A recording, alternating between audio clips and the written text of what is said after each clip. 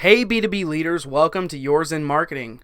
I'm Blake Emmel. On today's inaugural episode, I speak with the fearless CEO of Directive Consulting and my friend, Garrett Mehrguth. This episode should give you an idea of what we're trying to build here on the Yours in Marketing podcast. You'll also get a glimpse into Garrett's backstory, as well as my own. Subjects include company culture, motor scooters, cross-country moves, and other shenanigans. Ready to hop in?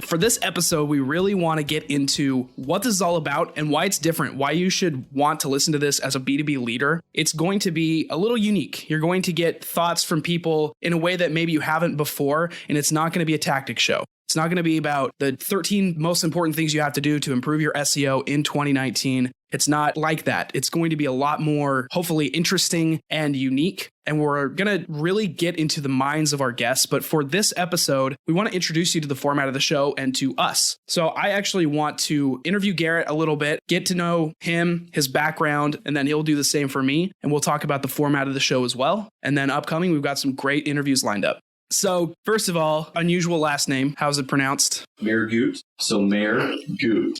My grandma's last name was Guth, and she married my grandpa, and his last name was Mehrguth. So she went from good in German to more good. What are the chances? Yeah, in German, that literally means more good. My last name is actually also German. It's pronounced Emmel. Used to be Immel. Changed it when they moved over to America. Wow. So Garrett, let's talk a little bit about how you started Directive, getting back to the roots of it all, and then we'll bring it full circle to where we are now. So tell us the story behind the founding of Directive. Yeah, so this is going to surprise a lot of the listeners, but at 21 to 22 years old, you're not just compounded and filled to the brim with vision. So the way it really started was I applied to Boston, Bain, and McKinsey and these different consulting firms. I was going through this application process. And the big guys, the big gals of consulting, they have custom application portals. And in those portals, you have to apply, right? And so you find your university as part of your application process. And I couldn't find mine. Like Azusa Pacific University, or as those who don't go there know it, APU, is not the most popular university for big five consulting firms.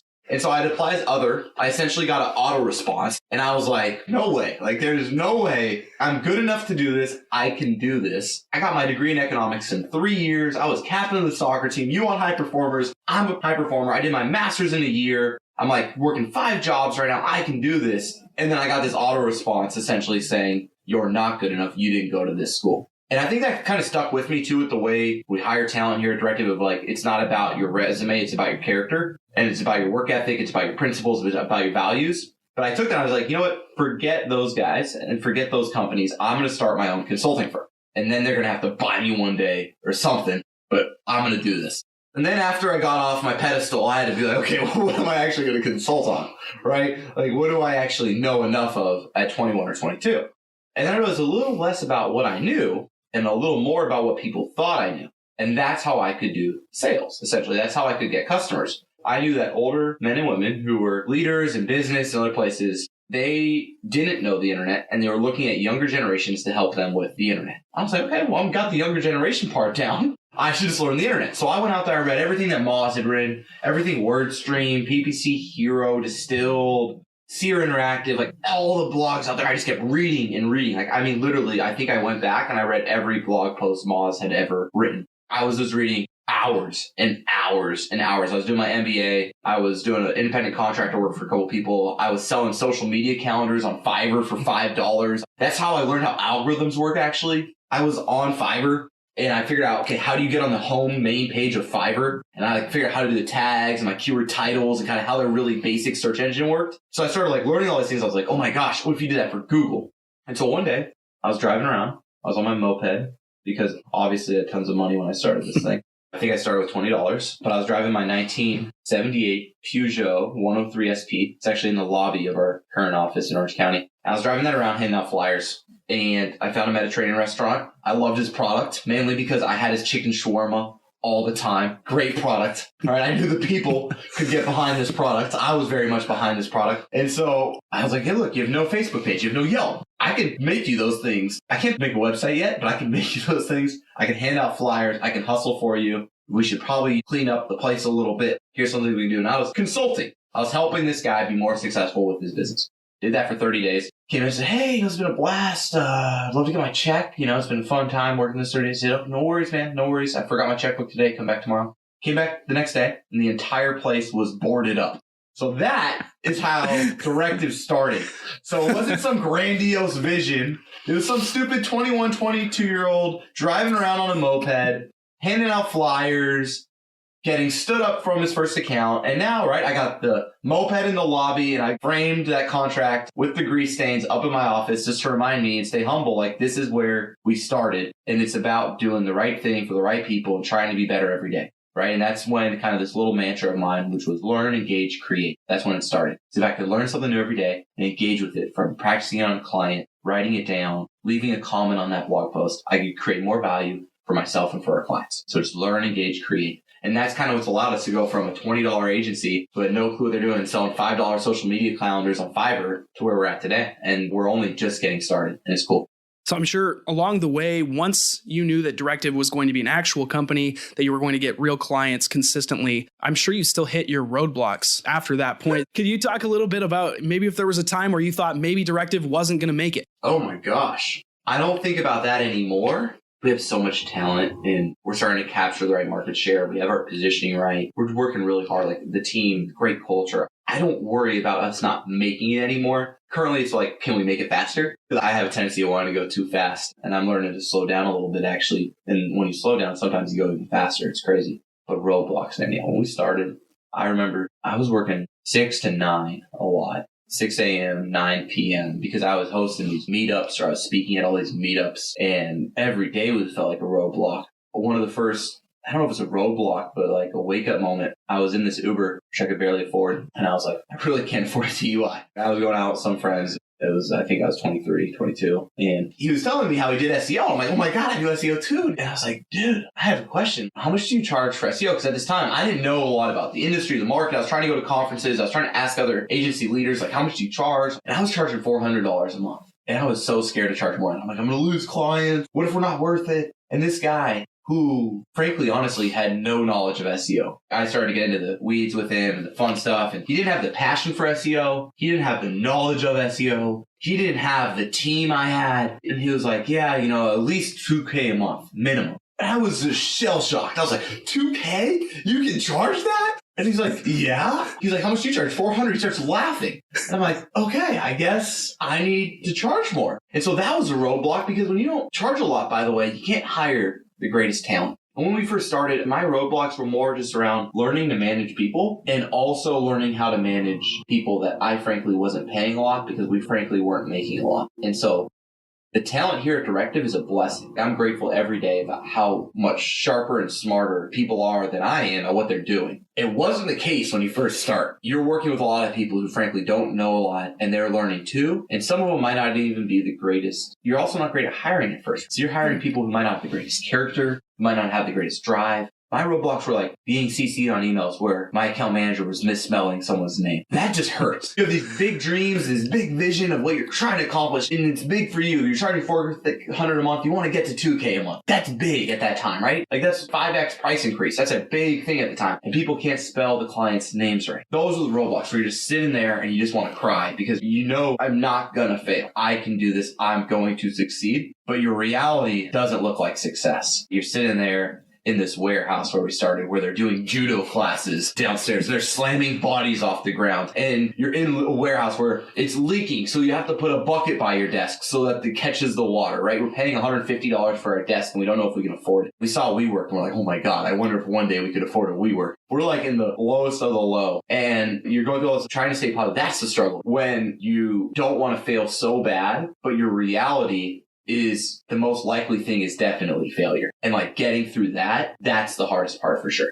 Well, what about your current roadblocks? What's difficult for you right now? Oh man. Right now, the most difficult spot is realizing that when you're managing I think we're at 60 plus people now. And when you're trying to lead that many people, is your energy matters. My current roadblock is myself. I don't think we can start to look at others and say others are the roadblock. I think when we start internally, right, we internalize where we're at personally and look at really transparently, then that's when you grow. I'm my biggest roadblock right now. How do I stay positive when you lose a $15,000 a month client and then hop on a podcast 10 minutes later? How do you keep your energy right? How do you keep your focus right and be like, it's okay. We can go get another, right? We can keep growing. We've built something special. And so, my roadblocks is really learning and developing that it's not what I do anymore, it's how I do it. And that's so important because it used to be for me about, okay, I'm going to write 4 blog posts this week. I'm going to work on these 3 accounts. I'm going to sell these 5 deals. I'm going to do all these things. Look at what I'm doing. Kind of like really, frankly, just immature as a leader, as my value is in myself as an individual contributor. To transition now to where it's, no, my value is how I empower everyone else around me and how I go about that. It's not about what I get done each day. It's okay if you don't actually get anything done in a day, but you honored and valued or had one key conversation with one influential person, whether they're the front desk person at Directive or whether it's an account manager. And if I had that right conversation in that right moment, that's my day. That's my value. And learning that that's the focus, that's where I'm trying to make myself not the roadblock by learning how to be a better leader to the men and women here. And I think that's the biggest focus. Other than that, current roadblocks is obviously keeping accounts. We're no longer the cheap vendor. And so when you have a valuable service that is also priced to that value, there's always people who can be cheaper than you. And so if you don't actually live up and create that value for somebody, it's very easy to churn an account because frankly, now you're expensive. Valuable and expensive, there's a really, really fine line in between. And you have to bring it as a culture, as a team, on a daily, weekly, monthly, quarterly, annual basis to keep accounts when you want to be a market leader, when you want to have premium pricing, when you want to have a premium service, everything has to be exceptional. And so my current roadblocks are figuring out where the culture that, frankly, I'm in charge of, that I'm leading and I'm helping develop and that I'm helping to create internally, that culture is about creating wins for the clients and that the culture is bulletproof so that we can have an economic disruption. We could have a service disruption. We can have an internal disruption. We can lose an account that doesn't affect the culture. And in fact, it just makes us stronger. We keep learning from it, right? We do a better postmortem. We learn more from why that client left us. And as we do all those things, that allows us to grow. So my current roadblocks are really just figuring out what in the culture is holding the team back and how can I create a culture that more empowers the team to keep getting better and keep growing. You touched on this a little bit, but I would like to know what's next for the future for Garrett, for Directive. What's next? What's next? I mean, I don't know. I had to get a new book. I always like to say that your output is directly correlated to your inputs. And so when I start running out of ideas, I just go crazy on Amazon. I just buy more books. If I read and I read and I read, right? If I learn, engage, create, my next idea is obvious because you're so in your organization, right? You know your problems, you know these things, but sometimes the solutions, the next steps, that big vision isn't so obvious. So one of the things we're doing is we're launching an innovation department. I'm super excited about this. So we're going to be taking a percentage of our total revenue and putting it into innovation. We took one of our rock stars, Brian Bowie. He's going to be leading this department. We just built this quality control system where we have in SQL, right? We can see every one of our clients, every one of the account managers, every one of the specialists, everyone who's working on that. And it actually is in SQL. And so you can see insights in a dashboard. You can see in real time how everyone's performing year over year, period over period, across every one of our core KPIs for every one of our clients, from every person on that account individually as well. It takes the politics, right? When you take it's a results-only culture and someone's not doing well, you can just have a conversation about that. It doesn't matter if they've been here for 30 years or 3 months. You can have a conversation about performance, not about, oh, well, I like to golf with this guy or I'm best friends with her. It's really just about, okay, so we're good or bad? Let's develop how can we make it better? So that's one of the cool things we're doing. I think that's what I'm pretty excited about right now is building up this kind of innovation department because then it allows individual departments like SEO and PPC to focus on just doing world-class work. Love it. All right. Well, hopefully you got the passion coming across through you from Garrett's side. He's a powerhouse. He's taking care of business. I would love to give him a chance to interview me a little bit. So the audience might not know this, but you drove from Florida to California. That's correct. While you were doing that drive, what was your go-to playlist? Okay. I actually listened to podcasts. There's a podcast called Myths and Legends that talks about myths in Greek mythology. So cool. Love that podcast. If I'm listening to music, it's going to be honestly just like top hits on Spotify. I'm not super in depth into indie music. I don't know anything about music. I just like something that has a good beat that I can sing along to. So usually when I'm listening to music in the car, I'm singing really loud. That's kind of my go-to. So it's basically anything that's poppy. I love it. Okay, so you're a big Ariana Grande guy. Oh yeah, love the new album. So maybe a lot of our listeners have transitioned professionally. Was there a point in that drive where you had maybe a breakdown where you were just wondering, hey, did I make the right choice with Directive? And what was going through your mind? Yeah, absolutely. So I have a young family. There were a lot of moving parts when making a big decision like this. Living in Florida, there weren't a lot of opportunities there. I knew that there was something bigger for our family, for me personally out there. And I was looking at a bunch of different opportunities and actually was pretty close to moving to Boston instead of California, which is completely polar opposite. And I was able to discuss it with my family, look at the opportunities. It was definitely a difficult decision to make. Not something that you do on a whim because it's uprooting your entire life and moving to a new place. But when I came in contact with Garrett and also Tanner, the COO, I had some really good discussions that felt like they were going to empower me to become better, just like Garrett mentioned. And I feel like the culture is everything that he said when I was interviewing him. It is so collaborative and engaging, and it's also really reliant on talented, hardworking people. And I fit that mold, I believe. And so once I made the decision on the way over, I don't believe that that was a huge roadblock. I don't feel like I really stumbled over that decision once I made it, but definitely took a lot of guts to just pick what I was going to do. Well, I mean, I think we only had like a 10-minute conversation, right? That is correct. Like, I knew the second I spoke with you, I was like, this dude's a rock star. But I think, not to toot Directive's horn, a lot of leaders, like people in the executive space, they think of talent acquisition through their benefits, through kind of like all the shiny stuff. Was there any shiny stuff about Directive that you looked at, or did that have nothing to do with it? I have a belief that a lot of people make benefits to attract people, and they don't do benefits to honor their current people. And so they kind of make them a little bit more like ornaments on a tree than the actual substance. They have like this tree that's completely dead, that looks like crap. But then they're like, look at all the shiny ornaments on this horrible, crappy tree. The tree's the culture, like the tree's the substance, but they focus on these ornaments. Like for you, what were you looking for? Not just in a Directive, like were you looking for ornaments? Were there certain ornaments that did actually really matter to you? Did you completely ignore the ornaments? Like what was that like for you? Let me give you some context. So I'm from Utah, and Utah is actually kind of a small tech market right now. It's kind of booming with tech jobs and a lot of marketing jobs as well. And the companies there, their go-to move to build culture is to put a ping pong table in immediately. I have one of those. What are you trying to say, Blake? No, I mean, I love ping pong, let me tell you. But then they have all of these amenities, right? But that's not the culture. Those are amenities. The culture was rooted in the ping pong table. The culture wasn't rooted in the people.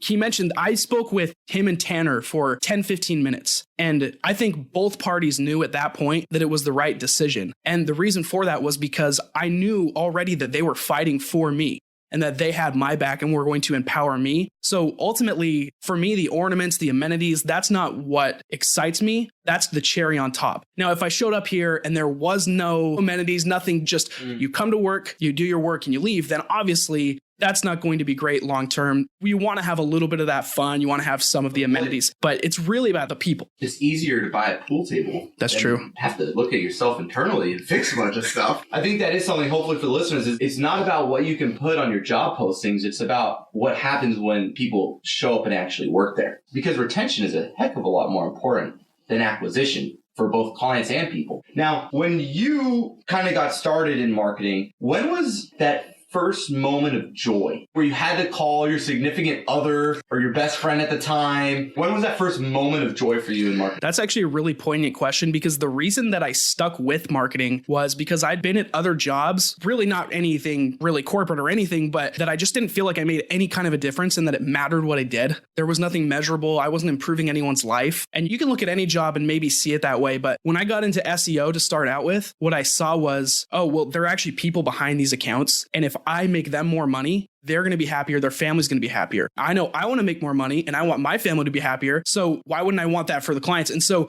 I started working specifically with French clients in SEO, just doing optimizations. That was it. That was all that I knew how to do for like the first 3 months of doing marketing, period. And we saw some great results just from some small basic optimizations. It was an amazing feeling because I didn't feel like, oh, I'm just bagging groceries. I'm just washing cars. Those things are great. Don't get me wrong. People need to do those things. But ultimately, I wanted to do something that actually made a difference and was fulfilling, that I could tell that the other party was benefiting and had a better life because of what I did. One of those things, Blake, I know you talked about was, besides being awesome, you've done podcasts before, you've had your own podcast, you are a world-class search marketing consultant, you live and breathe this stuff. I know our listeners are going to be super excited to hear not only the way you prepare for the podcast, the questions you ask, but also your insights You're also a Utah sports fan. What is that like? I think people want to know. Does it feel good? Is it difficult? Like, what's it like being a Utah sports fan? It's miserable in every single way. Being a Utah Jazz fan feels great. Jordan definitely pushed off in 98. We should have had that title. Not bitter about it at all. Being a BYU sports fan is horrible because we are never good. We never can recruit anybody. And yeah, it's absolutely miserable. Thankfully, we don't have an NFL team, so I can support the Seattle Seahawks, who have had marginal success over the course of time and a Super Bowl to go. So should have had two.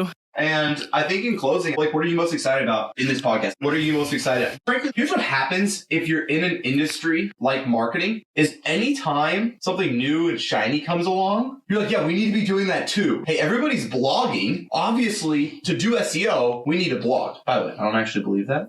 Or, hey, to do our marketing right, we need a podcast. Look at X, Y, or Z competitor. They're very successful. They have a podcast. We don't. Their success is probably from the podcast, right? And if you like actually talk to people at that really successful company and they're really honest with you, it might not have anything to do with the podcast. So like, if we took away all the marketing value, Blake, if we took away all the business value, why are you still excited about doing a podcast? There's certainly a place for tactics and methods, right? That stuff needs to happen so that SEO workers can Google things on how to do their job, right? But ultimately, I'm excited about this because it's different. It's not going to be the tips that you need to know to hack your business. These are not growth hacks. No. I'm not going to do a listicle here right now and tell you the 10 best SEO tools. I will not do that. Neil Patel can do that. We're good. I really believe in this because it's interesting to hear from B2B leaders and just get inside their head, because everybody, or at least a lot of the people that are in their shoes or similar roles, are going to feel and think the same things, but they won't vocalize it. And to have their voice spoken and to have other thoughts that might be inspiring or helpful to other B2B listeners, that excites me a lot. To have it in a different format where I don't just have to ask you, all right, how do I grow my business? I can ask you things that are more prying, that are more interesting, because you're a human being. You're not just like some marketing robot. So that's what really excites me about it. I think we've got some great segments that we're going to provide as well. Ultimately, it's just going to be different and interesting as opposed to actionable and insightful. It'll be those things, but in a different way. I love it. I'm so excited to be doing this with you. What a blessing. And yeah, we can't wait, everybody. So this is Yours in Marketing, and we're excited to grow together and make this the most interesting, engaging part of your day. All right. That's it, folks. Have a good one. Thank you so much for listening to Yours in Marketing. Make sure to subscribe to the podcast wherever you get your podcasts so you never miss out on interviews or tips from all of our fascinating B2B leaders.